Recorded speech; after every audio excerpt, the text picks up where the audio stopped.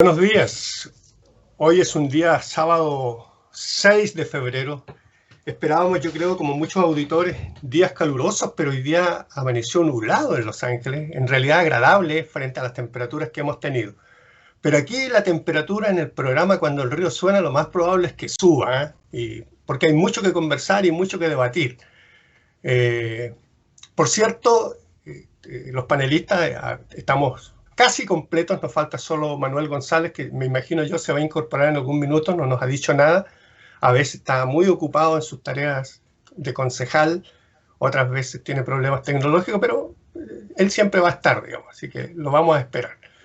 Tenemos hoy día una invitada de otro de los grupos que se presenta hoy día al proceso constituyentes. Vamos a dejar que ella se presente, yo solamente voy a dar su nombre aquí. Tenemos a Marcela Saavedra, invitada a este programa para que conversemos respecto de los proyectos, de las ideas, de las inquietudes que cada uno de nosotros tiene. Somos un panel bastante diverso, tenemos a veces opiniones encontradas, también lo vas a poder reflejar ahí, pero queremos saber de ti, queremos saber cuáles son tus sueños. Así que junto a Javier Ormazábal y a Belén Villagrán vamos a estar partiendo este panel, así que bienvenidos todos.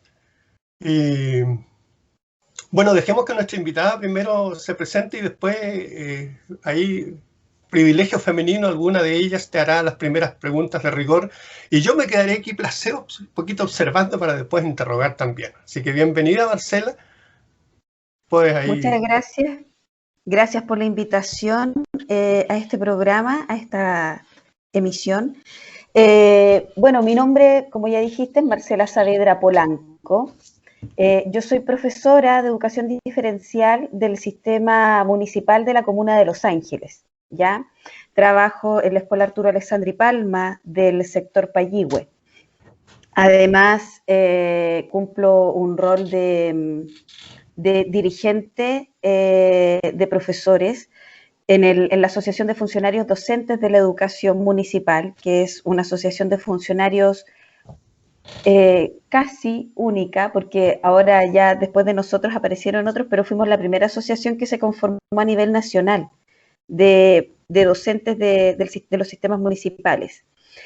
Y también participo en el Colegio de Profesores, soy parte del Departamento de Educación Diferencial del Colegio de Profesores. Soy observadora de derechos humanos, soy actriz y técnico de iluminación de la compañía Perfiles y Siluetas de Los Ángeles y también participo en las coordinadoras No Más AFP, 8M y la coordinadora Nahuel Buta Bio Bio Constituyente. Y es a través de la coordinadora Nahuel Buta Bio Bio Constituyente que se levanta esta posibilidad de ser candidato a la Convención Constituyente. ¿Ya? La coordinadora agrupa diferentes organizaciones y también personas individuales, porque no se limita tan solo a un tema de organización social, sino que abre a todo el espectro, lo que incluye cualquier persona que quiera participar. Y existe desde la zona de Arauco hasta Antuco, hay representantes de todo el territorio que estamos trabajando para poder plasmar las necesidades o mejor dicho, el mandato del territorio en el proceso de la Convención Constituyente. Llevamos mucho tiempo trabajando en eso y bueno, también se hizo su aporte para el tema del apruebo, se tomó como una lucha que había que hacer y como coordinadora se trabajó en función del apruebo y ahí se tomó la decisión de seguir adelante y buscar un escaño para la convención y así poder plasmar todo el trabajo que se lleva haciendo con las organizaciones sociales y con las personas del territorio. Así es como se levanta esta candidatura, junto con la candidatura de Basili Carrillo y de Vanessa Jope, que somos los tres candidatos de la coordinadora Nahuel Buta Bio Bio, y decidimos, como en un acuerdo de asamblea, a través de una votación democrática como coordinadora, ir por el pacto Apruebo Dignidad. Así que somos candidatos del pacto Apruebo Dignidad, pero todos independientes y bajo el alero y con el trabajo y la disposición y toda la articulación que existe de la coordinadora Nahuel Buta Bio Bio. Esa soy yo. Perfecto, linda historia. Ahí, queridas contertulias, pueden comenzar ahí el diálogo antes bueno, de yo lanzarme. Me parece súper interesante todo lo que plantea Marcela, sus participaciones. Yo la pude conocer en la coordinadora Noma FP hace unos años ya. Y sé de su trabajo en la calle, entonces entiendo un poco desde dónde se perfila esta candidatura. Y además recuerdo que Katy nos había comentado que se iba a levantar una candidatura apoyada en parte por estas agrupaciones, pero también desde el Colegio de Profesores, y vi que además en tu afiche de presentación están ambos logos, entonces me llama la atención ese apoyo tan explícito y cómo se lleva a cabo y cómo se levanta a través de eso también. Mira, todo parte desde el núcleo de la coordinadora cuando se toma la decisión después de trabajar en el apruebo y se decide ir más allá. O sea, si llegamos hasta aquí y hicimos un buen trabajo, ¿por qué no avanzar más? Y en ese sentido, dentro de la coordinadora quisimos hacer un ejercicio democrático de tomar candidatos que fueran desde las bases, que dentro de la misma coordinadora en los distintos territorios se fueran levantando. Y ahí sí es como los representantes que eran del Colegio de Profesores, porque hay muchos dentro de la coordinadora en los distintos territorios que hay, Curanilahue, Nacimiento, acá Los Ángeles. Se empezó a levantar la idea de que dentro de los candidatos tenía que ir un profesor o una profesora, por la importancia y la relevancia que tiene la educación dentro de lo que es todo el entramado social. Finalmente nosotros somos somos un aporte dentro de este entramado social, somos los que transmitimos la formación, el trabajo es bastante relevante, sentimos nosotros.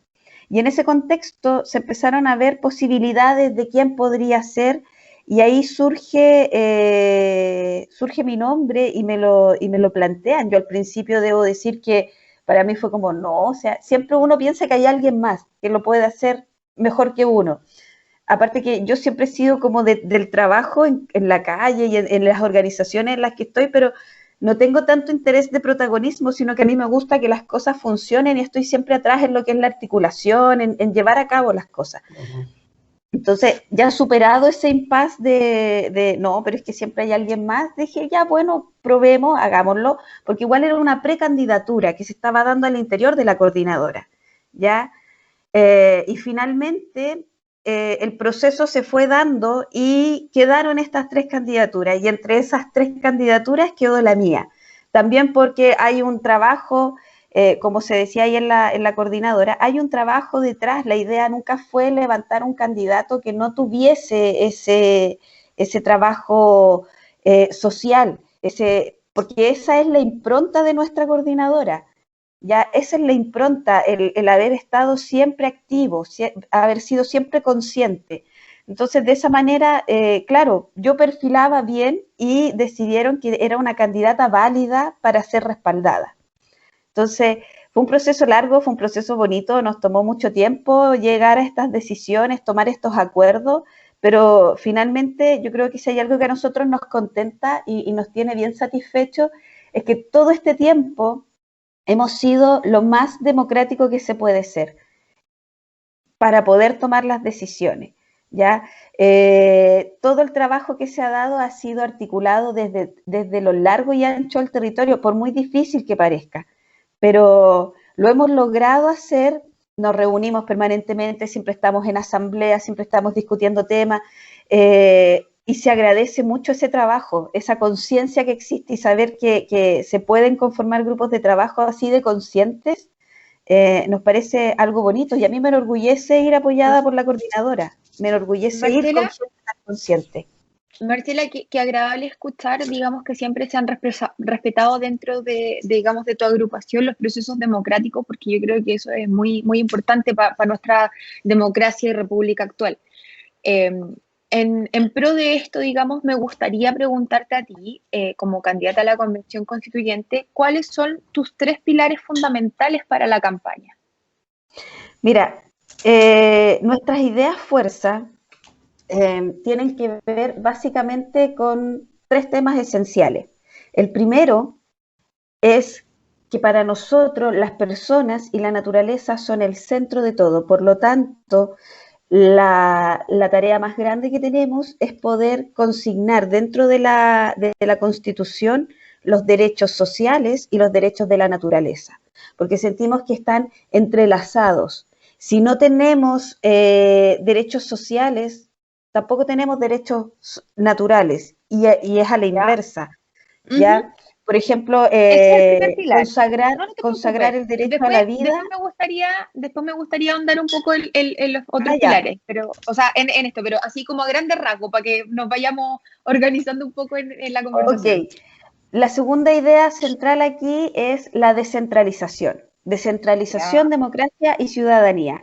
Tenemos que lograr ser un Estado descentralizado de verdad, donde la ciudadanía en los territorios tenga la capacidad de hacer estos mismos ejercicios democráticos que hacemos nosotros en la coordinadora en la toma de decisiones del territorio. Y finalmente, que es también la razón por la cual nosotros decidimos ir por el Pacto Apruebo Dignidad, es un cambio al modelo neoliberal. Nosotros nos declaramos abiertamente anti-neoliberales, por lo tanto, para nosotros es fundamental que debe existir un cambio en este modelo que es filosófico y económico a la vez.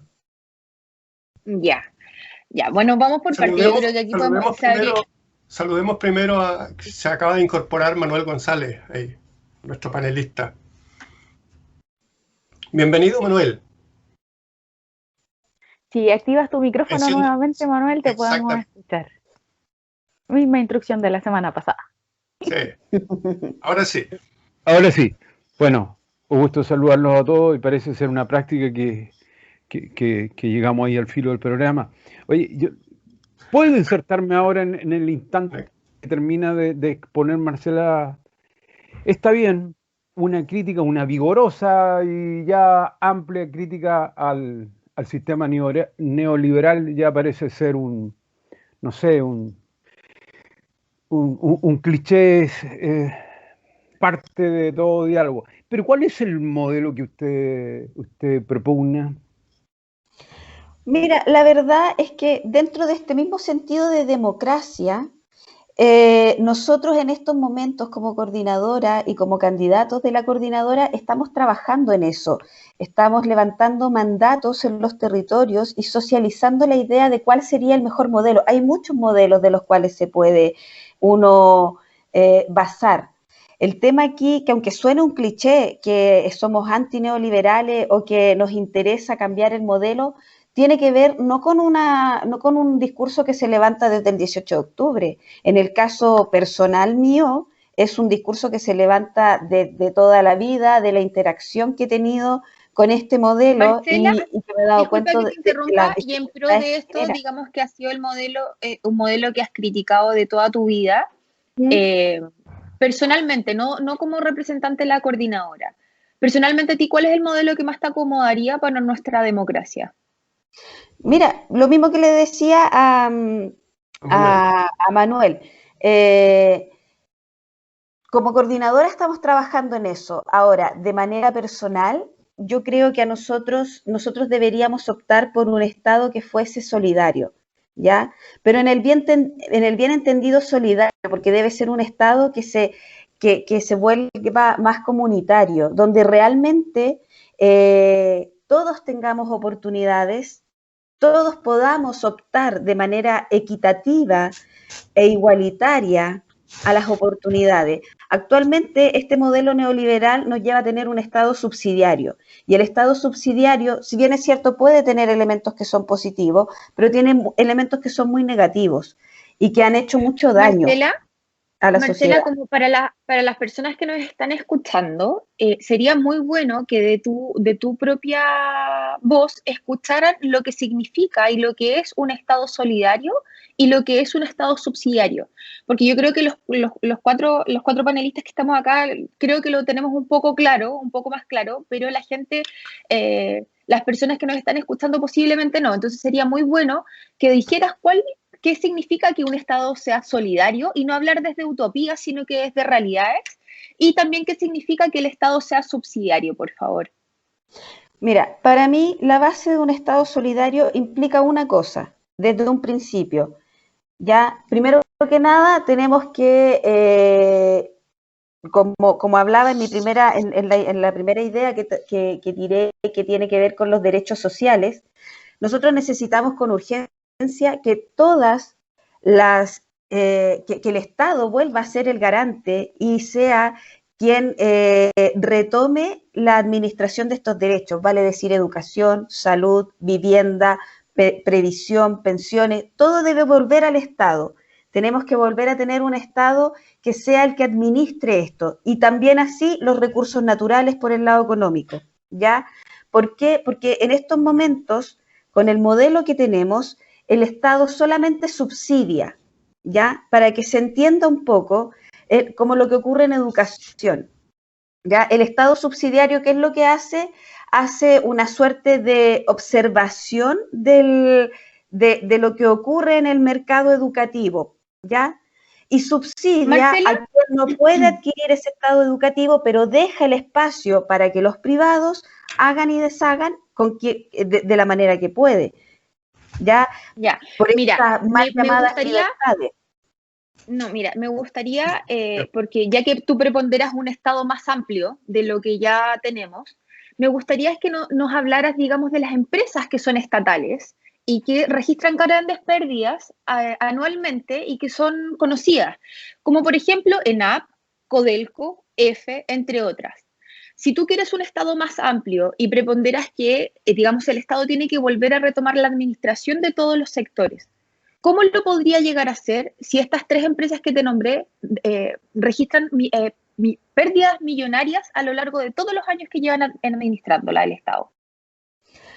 Mira, básicamente eso se explica con el mismo modelo, porque el modelo impide que el Estado pueda tener una participación más activa dentro del mercado, ¿ya? Porque el Estado, la gracia el modelo que tenemos hoy en día, disculpa, el frase. modelo que tenemos hoy en día se Estamos supone que es un Estado subsidiario, ¿ya? Discúlpame, Lincoln.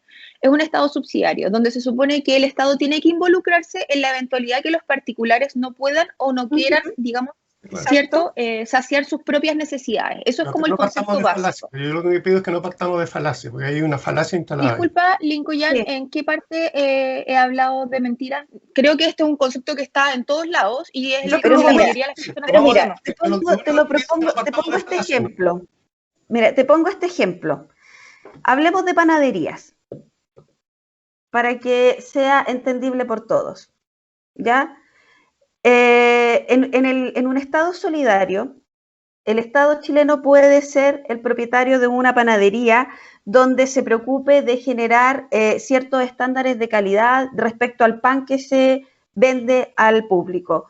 Define un precio que sea asequible a todos los vecinos del barrio que están beneficiándose de esta panadería estatal, ¿no es cierto?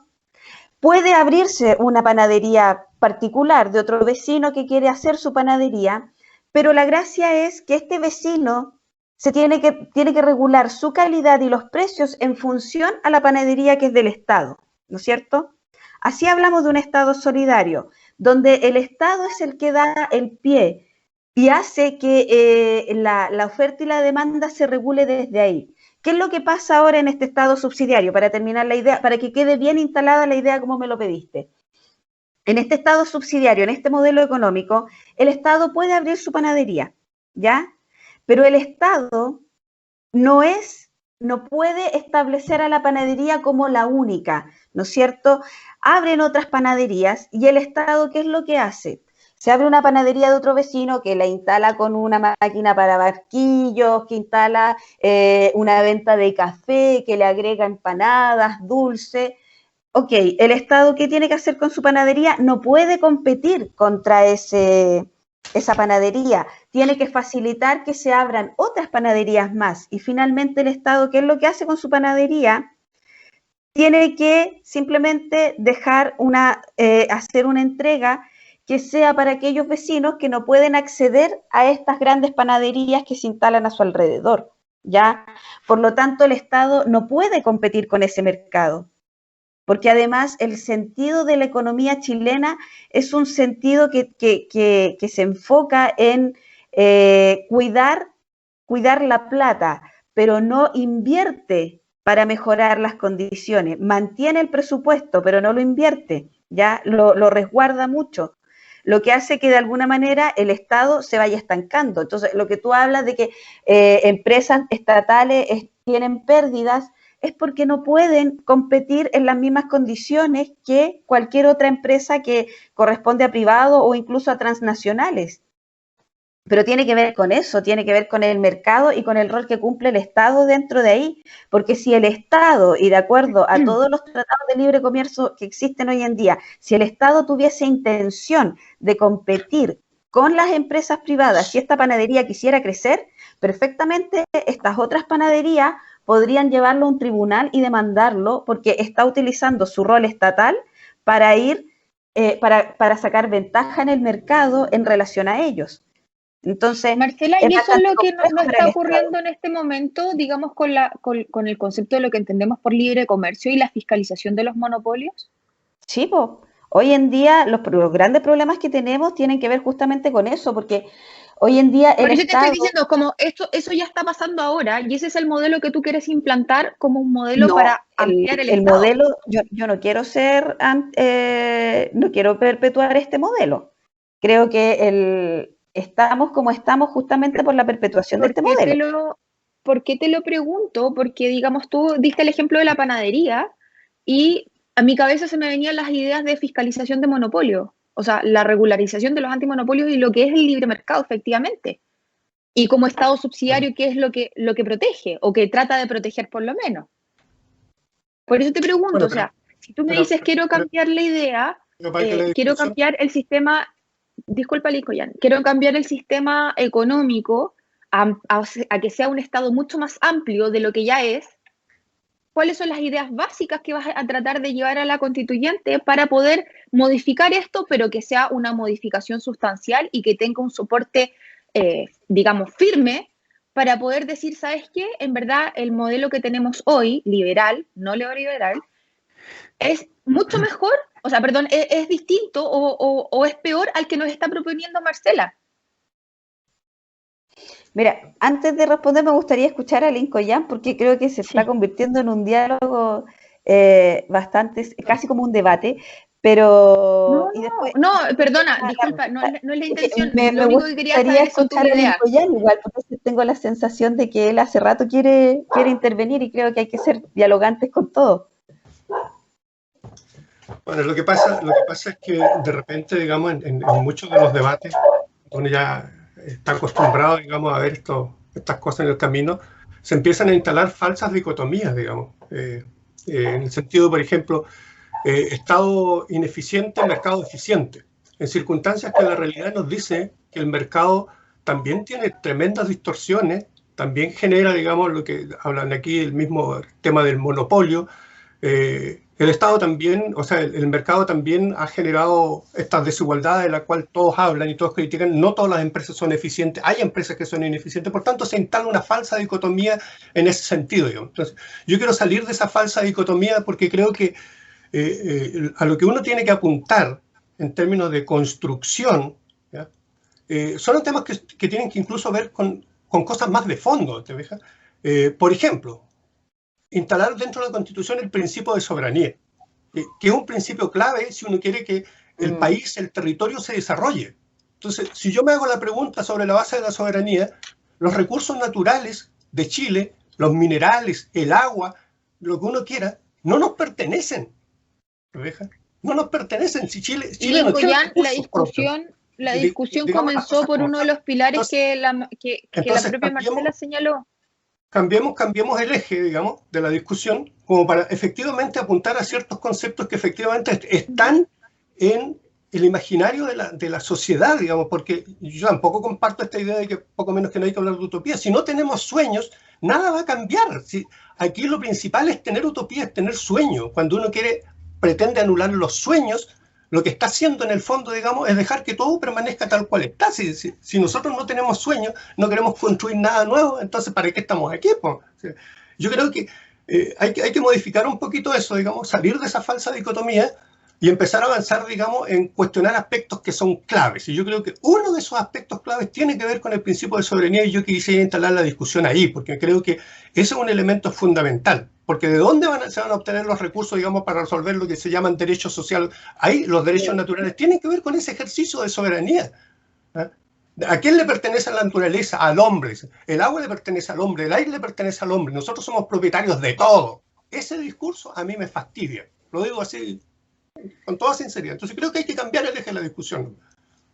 A eso voy. Bueno, por lo mismo la idea que nosotros propendemos y que tiene que ver con el modelo neoliberal, porque aquí es difícil entenderlo por sus partes, porque la verdad que la discusión aquí lleva un todo. Está todo conectado, todo relacionado y vinculado. En ese sentido, para nosotros igual es importante el tema de la soberanía, y por eso yo hago hincapié en que para la coordinadora y para mi persona, tiene que haber un centro que lo da los derechos a las personas y los derechos de la naturaleza. Porque lo que ocurre hoy en día con el agua, con el suelo, con el mar, es que no nos pertenece. Como Estado no somos soberanos, dueños del territorio que tenemos, ¿ya? Lo que hace que finalmente nosotros nos convirtamos en un territorio que promueve el extractivismo, y que es lo que nos tiene en las condiciones que nos tiene ahora, porque nosotros no somos los propietarios, porque el agua de Alto Biobío le pertenece a empresas transnacionales, no nos pertenece a nosotros, y eso no puede ser. No puede ser que acá en Chile exista tanta libertad para que lleguen empresas grandes que tributan muy poco para nuestro país y que extraigan todo lo que a nosotros como ciudadanos, como pueblo chileno nos pertenece, ¿ya? Es el Estado el que debería garantizar y regular. Yo no soy economista, ¿ya? Por lo tanto, difícilmente yo puedo dar una respuesta precisa respecto a cómo debería ser, ¿ya? Porque además tampoco soy dueña de la verdad, y creo que lo que hay que instalar en la Convención Constituyente es un espacio para poder debatir ideas. Y me imagino que tantas personas que se postulan a la Convención hoy en día somos todos de distintas áreas y de distintos espacios. Y en el momento de la discusión se tendrá que ir organizando en función de las habilidades de cada constituyente que llegue a esa instancia de la convención. Por lo tanto, yo confío que quienes les toque discutir el tema de la economía y de cómo mejorar el modelo y qué se debería hacer, sean las personas más idóneas respecto al tema. Confío, porque somos muchos los que estamos en contra de este modelo, por lo tanto tengo la confianza de que quienes lleguen a esa discusión van a poder levantar esta idea y poder llegar a un cambio de modelo que sea de verdad el que nos convenga más, el que respete los derechos de las personas, que no los deje como libertades, y finalmente el que respete y consagre también los derechos de la naturaleza, que es lo que nosotros necesitamos volver a redefinir.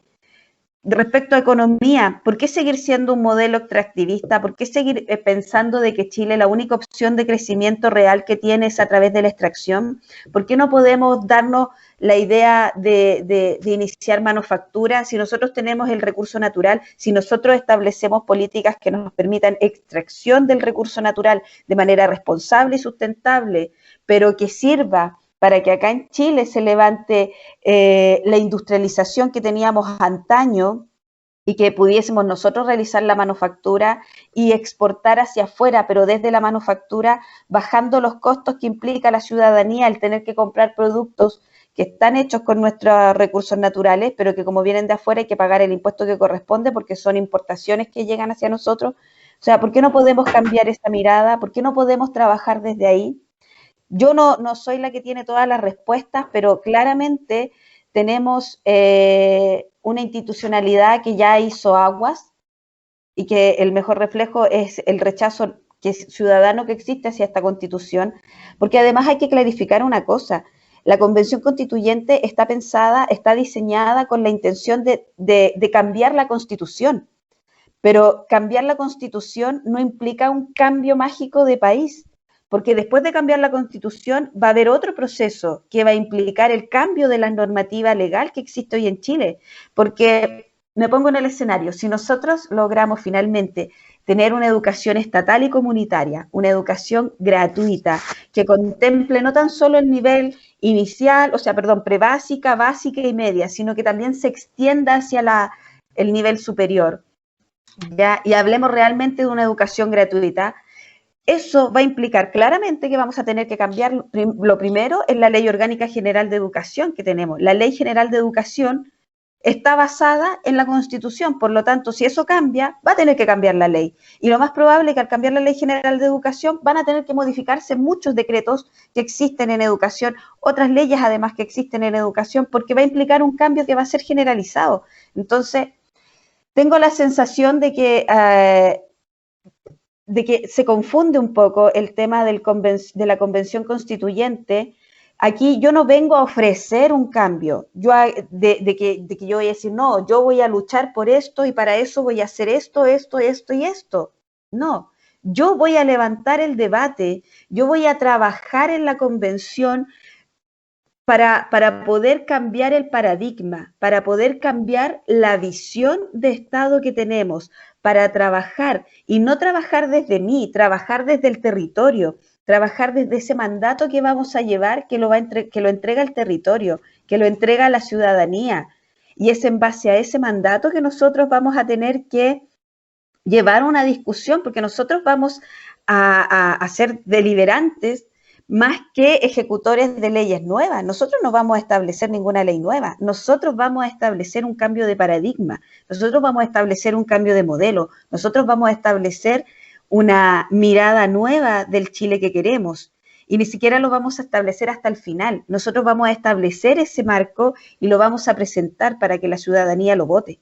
Por lo tanto, yo creo que es un mal enfoque pensar de que un convencional, alguien que va a estar en la Convención Constituyente, va a hacer una modificación de Estado por sí mismo. Nosotros vamos a hacer una discusión, vamos a levantar una discusión y vamos a construir una constitución que tenga una base ciudadana. Y ahí la utopía es preciosa y cae perfectamente bien en ese marco. Manuel levanta la mano, pero para que no problema, después también Belén ahí pueda opinar, porque la veo hoy día muy silenciosa ahí. Así que, Manuel. Pero antes, un poquito antes, sí. Mira, escuchar a Marcela con atención me hace recordar este proceso en el cual estamos, cuando fue la instauración del modelo. Recuerdo muy bien voces críticas a este liberalismo a ultranza que nos rige. Y también escuchar a Marcela, uno no puedo dejar de sino estar de acuerdo contigo, porque veo en ti un discurso por resguardar de manera irrestricta nuestros recursos, que como bien sabemos ya no son nuestros.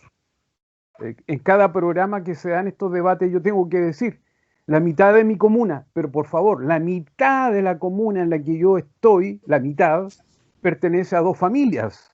Entonces, hay un desajuste. Entonces, creo que lo que tú has mencionado tiene que ver también con la integridad de nuestro territorio patrio. Perdóname, no me refiero a soberanía, pero a los recursos mismos, y que tienen que ver con la riqueza y todo aquello.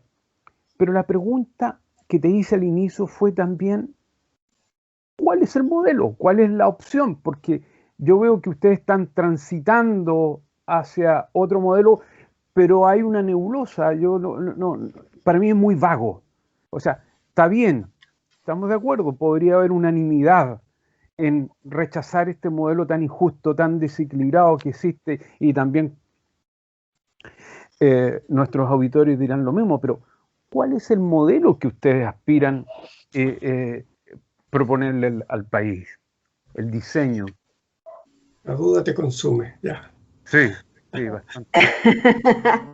Mira, yo lo vuelvo a decir, yo no quiero hablar de un modelo en específico, porque yo siento que este es un proceso dinámico, ¿ya? Yo siento que aquí no nos podemos centrar en un modelo en particular. Yo no voy a defender un modelo en particular porque yo siento que necesito esta retroalimentación ciudadana para poder llegar a una propuesta que realmente satisfaga las necesidades de la ciudadanía. Yo creo que lo peor que ha ocurrido históricamente en la política chilena es que la mayoría de los políticos, y que es lo que ha generado tanto desprecio por la clase política, es que la mayoría de los políticos tienden a dar como la solución así, no, esta es la mejor idea, y se cierran en ese espacio, ¿ya? Yo por lo menos pertenezco, a lo mejor es un defecto de mi profesión, pero yo soy de la idea de que todo es dinámico y todo se construye con las opiniones de todos, ¿ya? Yo no estoy dando por sentada la razón, el que yo tenga la razón absoluta y que ese sea el modelo. A nosotros, insisto, nos interesa un Estado más solidario, un Estado soberano, que realmente se ejerza soberanía en este país, ¿ya? Que no estemos a merced de la empresa privada, ¿ya? Mira, hay tantos modelos como filosofía existe en la vida. Por lo tanto, es un proceso que va a ser largo y va a ser discutido. Y la verdad que cerrarse y empezar a ofrecer un modelo en particular, me parece que no es correcto. Yo insisto en la idea, nosotros tenemos que dejar de creernos los que tenemos la solución. Nosotros tenemos que aprender a escuchar y tenemos que aprender a escribir y a vivir en este acto de comunidad. Nosotros queremos Marcela, ser comunitarios. Yo Sí, creo, había yo creo que pedido la estoy palabra muy igual. de acuerdo. Belén, perdón. Sí. Adelante. Yo por quería favor, hacer disculpa. un alcance y una consulta. El alcance en relación a la discusión que se generó entre Javier y Marcela respecto del robustecimiento del Estado, yo creo que hay que hacer una diferenciación súper importante entre la idea de robustecer el Estado y de robustecer el Estado que tenemos actualmente con las instituciones que hay que respetar. No es darle más poder a las personas que hoy en día están en el poder y se corrompieron y están haciendo mal las cosas en las instituciones, sino que es reformar al Estado como ente o darle más poder al Estado como ente y transformar esas instituciones para que sean garantes de este y para que sean buenos administradores de este poder que les vamos a otorgar nuevamente. Eso como primer alcance me parece que es súper necesario porque generalmente tendemos a pensar que cuando hablamos de darle más poder, hacer crecer este Estado, tendemos a pensar y a mirar al Estado como está en la actualidad. Y eso me parece que es un error, porque en el fondo el Estado es más un concepto como de la superestructura y no de la realidad material actual del Estado chileno. Y la otra cosa a la que iba a apuntar es a la pregunta, bueno, en la pregunta reiterativa de mi consulta reiterativa a los candidatos que vamos a tener aquí, es tu posición respecto de los derechos sexuales y reproductivos de las mujeres y de la legislación del aborto libre, seguro y gratuito, que bueno, hoy día hay una discusión respecto de la despenalización, pero no así del acceso.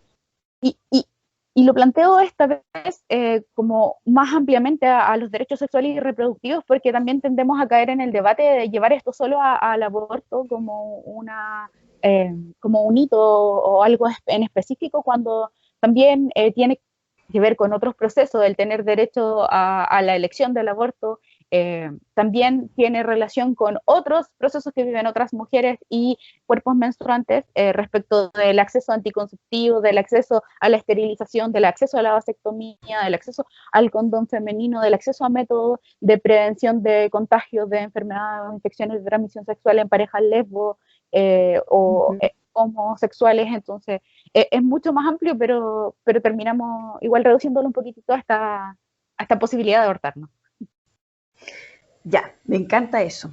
Mira, mi posición directa frente a los derechos sexuales y reproductivos, yo creo que aquí hay que trabajar mucho, ¿ya? Yo soy pro aborto, ¿ya? Yo no tengo ningún problema en decirlo, no me genera ninguna complicación, yo estoy a favor del aborto. creo que es necesario que de una vez por todas como sociedad dejemos de vivir con esta moral, entre comillas, que además también una de las trabas importantes es que en la Constitución siempre se habla de libertades, pero al final siempre se apela a mientras no contravenga la moral.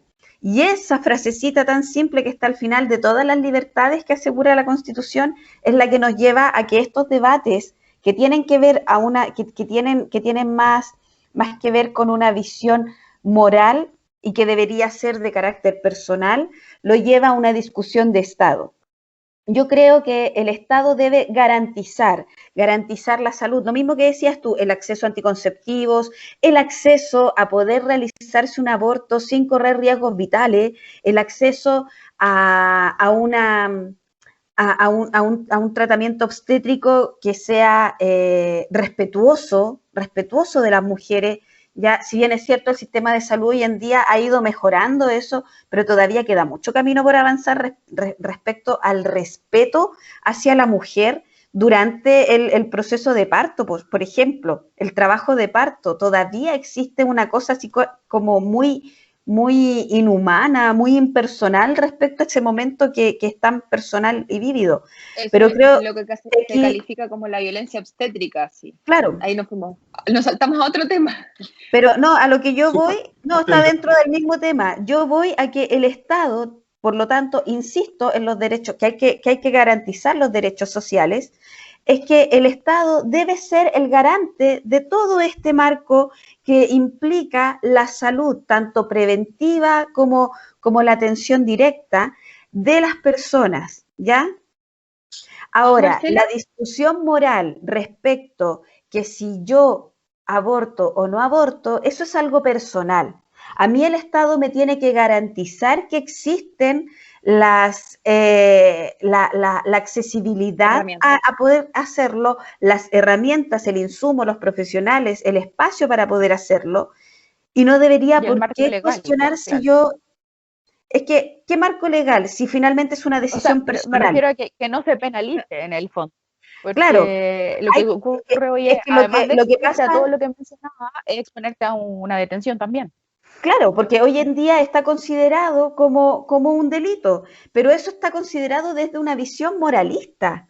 Y yo creo que nosotros como sociedad ya hemos crecido lo suficiente como para estar en este modelo tan conservador, donde el Estado enjuicia y califica decisiones que tienen que ver netamente con lo personal, netamente con la persona. El Estado a mí me tiene que dar las opciones y yo en mi fuero interno, en mi escala de valores, tomo la decisión que yo estimo conveniente, ¿ya? Pero el Estado me tiene que ofrecer eso, porque como tú lo dices, hoy en día es ilegal. Hoy en día existen organizaciones de mujeres que a mí me parecen sumamente valientes, que realizan este apañe a las chicas que quieren o que se ven en condiciones que quieren abortar, que no quieren tener ese hijo, por las razones que sea, porque aquí nosotros tenemos que dejar de enjuiciar la razón o buscar la razón. Marcela, disculpa, dentro de este mismo tema, porque me parece súper interesante la posición que tienes respecto al aborto, y claramente como buena libertaria te respeto, pero desde ese mismo punto de vista, tú como mujer educadora, profesora, perdón, se me fue la imagen, como una persona educadora ligada al mundo de la educación, además como primer pilar me señalaste el respeto a las personas y a la naturaleza ante todo. Siento bueno, respecto del pilar siento que te contravienes un poco, pero obviamente es parte de la discusión. Y lo otro, como educadora, ¿no sientes que debiéramos reforzar los procesos previos al aborto y no tan solo defender lo que es el aborto? Porque ahora Claramente, nosotros estamos hablando, o lo que logré escucharte, como que tú estás implantando o queriendo reflejar que el aborto es como parte de la solución a este, entre comillas, problema y como decisión individual de la mujer, siendo que ya todos tenemos súper claro que una guagüita no se hace solo con una mujer. Entonces, o cuál tal vez problema? abrir la discusión a hombre y mujer, perdón. ¿A cuál problema? Que dices que Entre comillas, problema te señalé. Pero ¿cuál No, problema? el El embarazo. problema ¿A eso te refieres? o sea, de la guaguita, del problema del embarazo. O sea, el embarazo es un ser vivo, Embarazo entonces, deseado. embarazo no deseado, embarazo no planificado, embarazo, no sé, puedes llamarlo de distintas formas, Belén, pero yo creo que aquí estamos hablando de otra persona más. Entonces, no Se sé, está como formando. que Ojo con Marcela, eso, porque igual terminemos la discusión conceptual, porque es una persona más, pero es una persona más en formación. Y es una persona más que tampoco es en formación hasta cierto punto de su formación que se puede acceder al aborto. Terminamos como, yo siento que no sé, mira, caricaturizando yo un poco el concepto no, general, es como el de aborto hecho, está en contra no de la estoy, no quiero personas, el respeto a las personas caricaturizar. o a la naturaleza. A mí me parece que el derecho al aborto no está en contra de lo que dice Marcela en su primer pilar, porque, o sea, en las clínicas de fertilidad se pierden un montón de cigotos todos los días y también son vidas que se inocularon, que se fecundaron de manera artificial y nadie de los pro vida está alegando por esos cigotos que son personas que ya se han construido genéticamente y se botan a la basura. Entonces, Pero es que esa es ampliemos la la discusión, definamos intencionalidad personas del completamente. o sea, Pero ya, detrás de si la estamos hablando realidad de fertilización in vitro, perdón, yo creo que eso pero es es el una vida que se objetivo que uno pierde igual. desea, es generar vida con Hay vidas que personas se que no la pierden en pueden ese generar proceso igual. ¿Perdón? Pero por eso, hay vidas que se pierden en ese proceso igual, hay cigotos que se desechan, que tienen la Pero es la misma, intencionalidad la distinta, Belén. pero no Porque ahí las necesariamente. personas están buscando generar vida porque no pueden generarla por sí solas.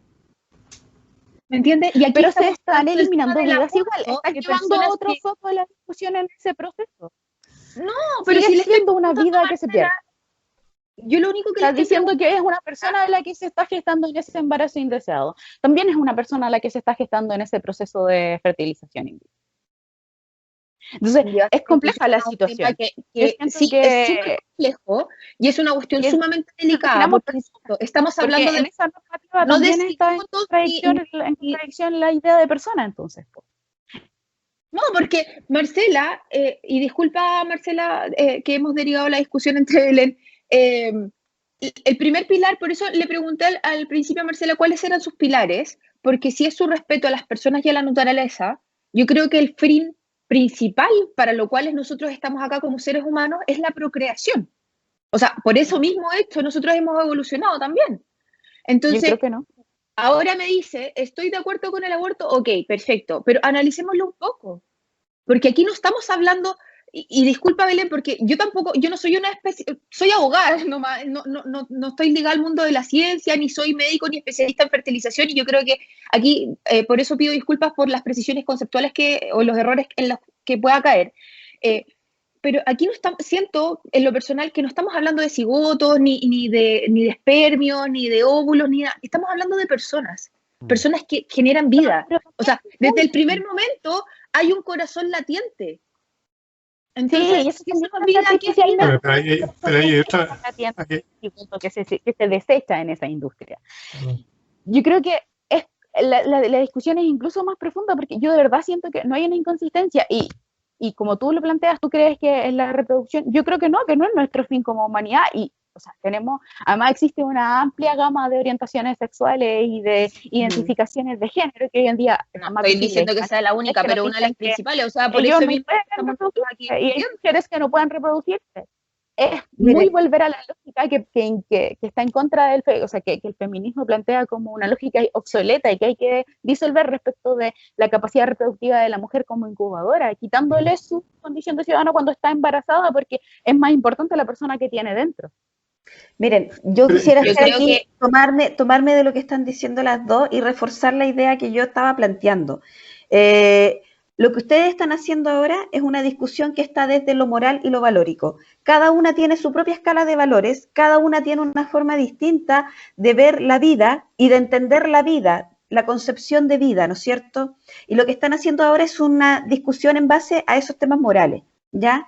Lo que yo estoy planteando, por eso yo no considero que me estoy contradiciendo con mi primer pilar, porque yo en mi primer pilar hablé de derechos sociales, y dentro de los derechos sociales está la salud.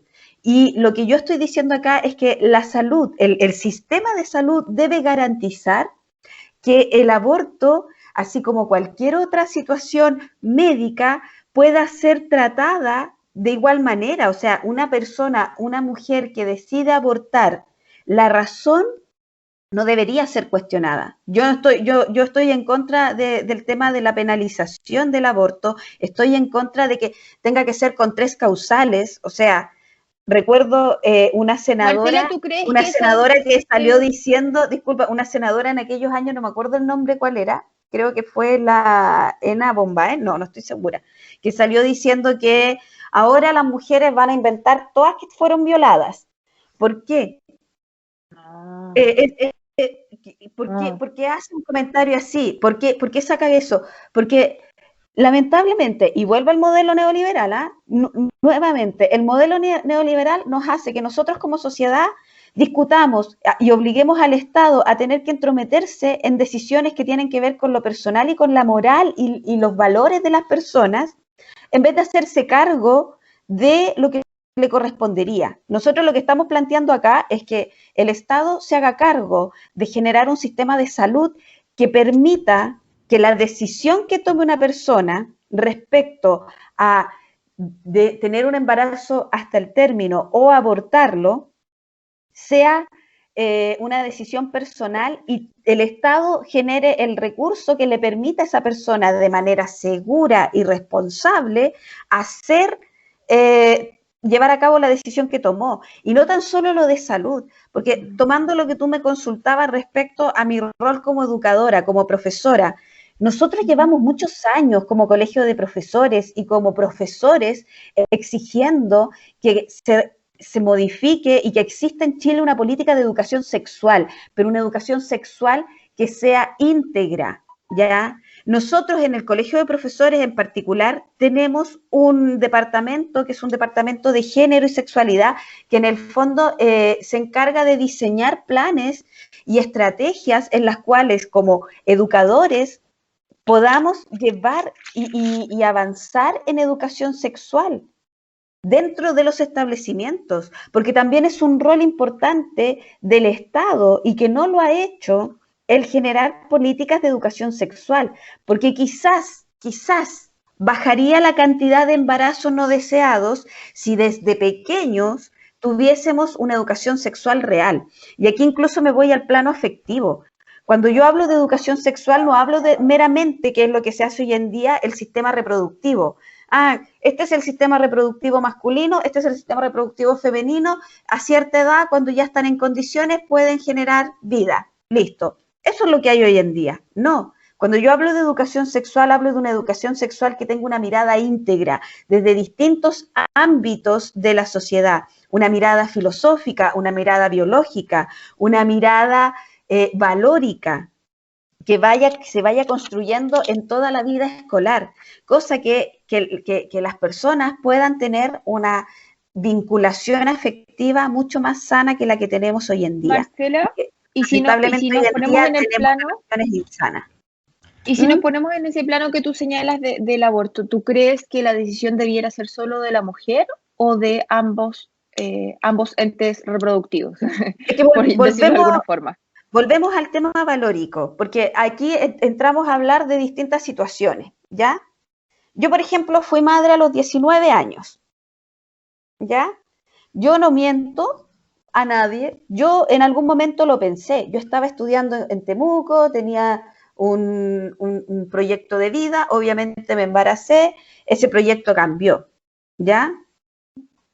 En el caso mío, ¿por qué no tomé la decisión de abortar? Una, por desconocimiento, hay que decirlo, estoy hablando del 96. Entonces era mucho más difícil que ahora tener acceso a conocer más, a informarte siquiera del tema. O sea, a lo mejor tú podías... Más que tabú, no había mucha información, mucho menos que ahora. Ya no habían redes de apoyo, no había una cultura feminista como la que hay ahora, donde tú podías encontrar a alguien que te apañara o alguien que realmente te diera el espacio. Era todo mucho más under, mucho más oculto, mucho más complejo igual. Pero esa no fue la decisión. Yo finalmente tomé la decisión de ser mamá porque en mi familia no soy la primera madre soltera que hay, y yo lo que siempre vi en mi familia es que había una red de apoyo y no era necesario. A lo mejor si yo no hubiese tenido esa red de apoyo, a lo mejor si yo hubiese estado sola, a lo mejor si yo hubiese estado abandonada en la vida, no sé, sin la capacidad de poder ver ninguna luz alrededor mío, quizás hubiese tenido otra actitud y hubiese buscado mejor, y tal vez hubiese encontrado esa red para realizar el aborto. Pero en el caso mío no fue. Por lo tanto, sí pasó por la mente la idea, porque obviamente pasa la idea, pucha, ¿qué hago con el resto de mi vida? Yo tenía todo esto planificado, esto me lo cambia todo, pero finalmente no fue una idea que se metió en mí tanto, porque claramente yo sabía que contaba con una red de apoyo, ¿ya?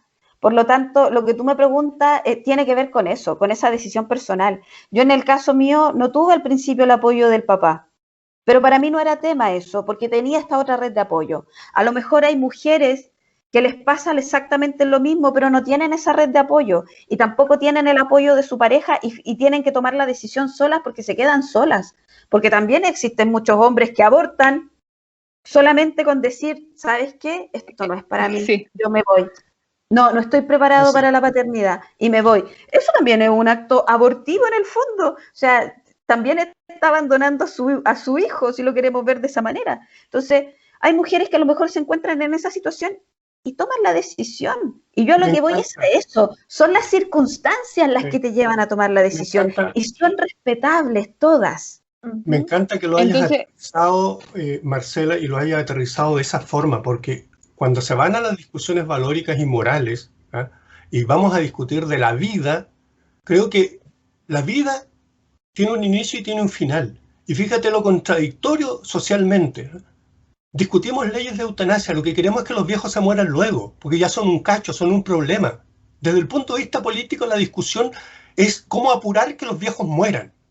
Y cómo muchas veces a lo largo de la vida vamos justificando actos que en definitiva sacrifican la vida entera. Entonces a mí me parece una discusión hipócrita cuando se quedan instalados en una parte del problema, en circunstancias que la vida, desde que nace hasta que muere, pues si lo vamos a traer a la vida, efectivamente, y esas posibilidades de desarrollar vida humana, con certeza, digamos, de tener alimentación, de tener educación, de tener todo, se la vamos a negar definitivamente, ahí hay una hipocresía tremenda, ¿te fijas? Entonces yo creo que efectivamente la discusión de la vida amerita una discusión moral que es mucho más amplia que situarse en un aspecto determinado del problema, porque yo creo que hoy por hoy, y ya hay economistas que lo han dicho, han pedido reiteradamente, incluso a propósito de la pandemia, hay una figura ahí de la Organización Mundial de la Salud, poco menos que pidiendo que había que sacrificar a los viejos necesariamente. O sea, me parece ya el colmo, el absurdo de toda esta discusión. Pero bueno, estamos situados aquí y lo que yo te quería agradecer ahí en particular, digamos, es que efectivamente cuando uno aterriza la discusión a lo que la gente vive en su propia realidad, aquel que no tiene que comer, por ejemplo, a propósito ahora de todos estos temas de pandemia, oye, hay mucha gente que está pasando dificultades económicas enormes, que está tremendamente complejizada. De ello nos olvidamos siempre. Entonces, cuidado de repente con estas discusiones que de repente, digamos, son discusiones abstractas, teóricas, digamos, que están más bien diseñadas para la academia, pero que no le hacen sentido a la gente común. De verdad, no le hacen sentido. Me parece saludable eso de tener una mirada distinta, digamos, aterrizada a la realidad.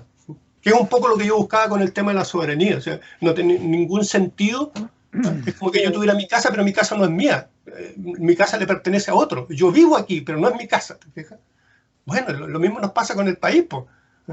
El cobre era nuestro, dejó de ser nuestro. El agua era nuestra, dejó de ser nuestra. ¿En qué minuto nos quitaron el agua? ¿En qué minuto nos quitaron todos los minerales que hoy día este país no nos pertenece? ¿Te fijas? No somos...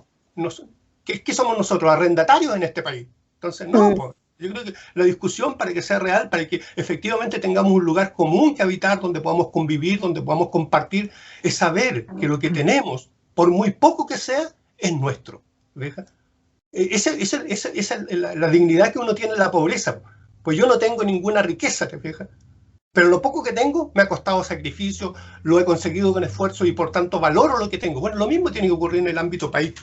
Lo mismo tiene que ocurrir. No sacamos nada con hablar de una riqueza que no me pertenece, que la administran otros, que se la llevan para el extranjero, que la tienen en paraísos fiscales.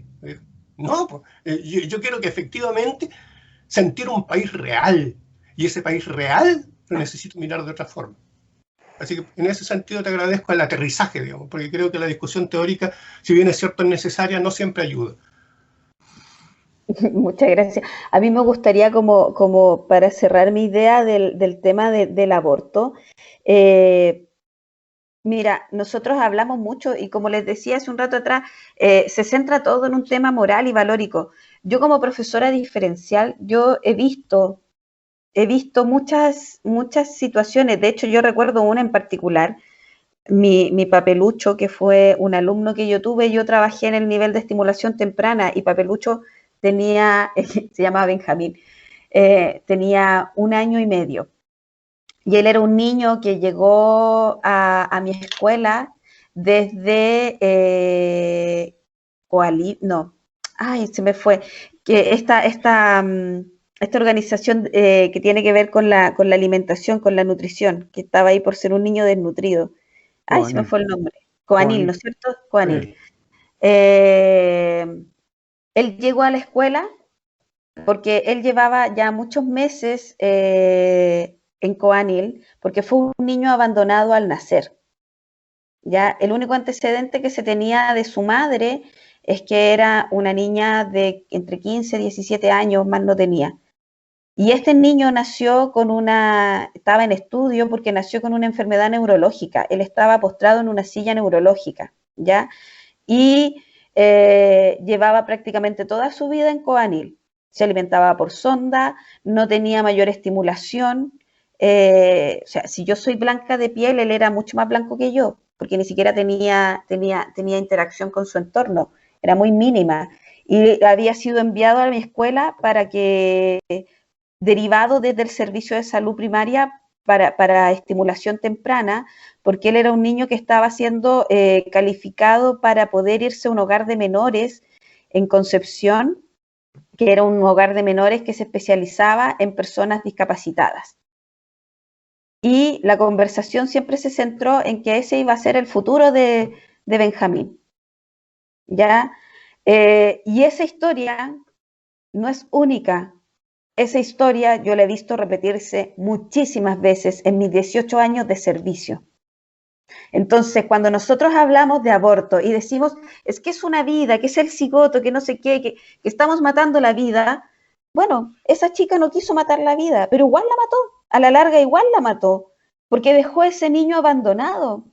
Tal vez ella tenía una razón sumamente justificada, yo no la enjuicio a ella, yo enjuicio al sistema que de alguna manera la forzó a esa situación.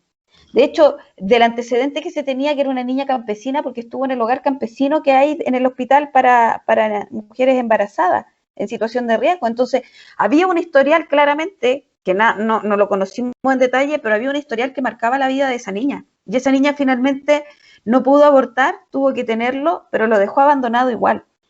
¿Y quién se hace cargo de esa vida? ¿Y quién se responsabiliza de esa vida? ¿Quién toma ese Benjamín y se hace cargo de él y de todo lo que implicaba hacerse cargo de él? Porque claramente era un niño que toda su vida iba a ser dependiente. A lo mejor hubiese logrado cierta independencia si hubiese tenido un colchón emocional que lo hubiese soportado, pero yo lo dudo que alguna vez lo haya tenido, ¿ya? Y esa situación se da a lo largo y ancho de nuestro país y hace mucho tiempo, porque no existe una legislación, no existe una libertad o un derecho a hacer con tu vida, a tomar decisiones respecto a tu vida. Marcela, de mi parte, te quiero agradecer la oportunidad de discusión y de debate para poder conocer también otras posiciones, porque creo que es súper respetable todo lo que señalaste. Tenemos un debate muy fuerte que se nos va a venir encima y la mejor opción es la educación y la información. Así que como buena educadora, te agradezco el tiempo y, digamos, la libertad para poder discutir todos estos temas. Muchas gracias, Marcela. Por lo menos de mi parte me voy feliz por la discusión y por el aporte de nuevas ideas. Muchas gracias. Gracias. Estamos precisamente en el tiempo, así que tenemos que despedirnos necesariamente. Y yo solo quiero decir una última cosita. Vi en las redes de Nahuel Buta, de la coordinadora Nahuel Buta Bio Bio Constituyente, que hoy día tienen un encuentro, así que si puedes comentarnos rápidamente para que la gente que se interese pueda buscar la información en sus redes. Sí, mira, lo que pasa es que nosotros publicamos las asambleas que realizamos como coordinadora. Ya para el día de hoy nosotros por calendario tenemos fijado un trabajo que es con las candidaturas, que reforzar estas ideas fuerza.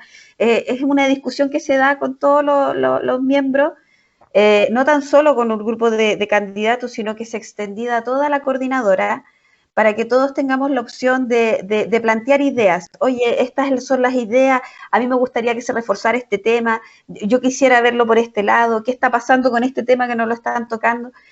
Es ese ejercicio, es dentro de esta democracia que yo les decía que se da en la coordinadora y que me parece que es muy bonita, es este debatir constante, ya, e ir creciendo en las ideas que hacemos prácticamente todos los sábados.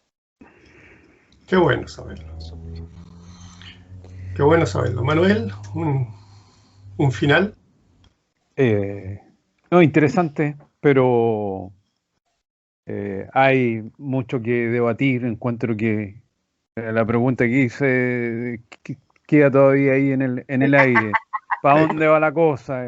¿Cuál es el modelo? Entonces, claro, hay intervenciones valiosas, como ustedes lo han dicho, pero es necesario definir, encontrar otras determinaciones más de fondo.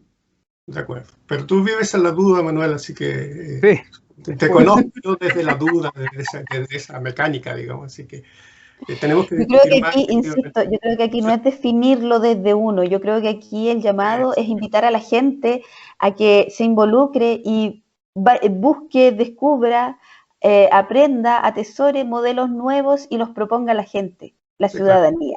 Sí, claro. Yo no me ubico desde la duda, yo me ubico desde el sueño. A veces pueden sonar imposibles, pero los sueños imposibles hay que hacerlos posibles. Yo me instalo más bien desde la utopía. Yo creo que efectivamente pueden suceder cosas nuevas, podemos tener nuevas organizaciones, nuevos modelos, porque de repente también está esta tendencia conservadora de que las instituciones así como están hay que mantenerlas. No, yo pienso que las instituciones pueden cambiar, se pueden reformar, se pueden transformar, el Estado puede cambiar, se puede reformular de una manera distinta, digamos. Por supuesto, yo creo que todas esas cosas se pueden hacer, digamos. Así que yo feliz por soñar, digamos, con construir un país nuevo, construido de otra manera, digamos, hecho de otra forma, incluso hasta ampliando, reduciendo fronteras. Nosotros queremos un país mapuche propio.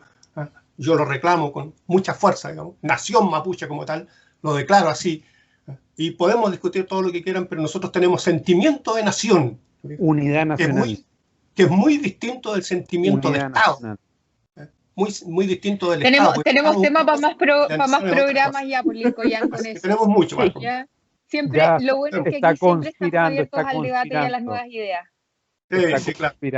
Siempre los programas los terminamos discutiendo con Manuel, así que Manuel, tenemos discusión para la próxima semana. Y nos vemos la próxima semana con un nuevo invitado, más candidatos. Yo quisiera agradecer la invitación, me gustó mucho estar aquí y feliz de debatir. Cuando quieran me pueden volver a invitar, a mí me encanta conversar y debatir ideas, así que me ofrezco como invitada para cuando quieran. Lo tendremos anotado. Chao, chao. Muchas gracias, nos vemos. Adiós. Chao. Adiós.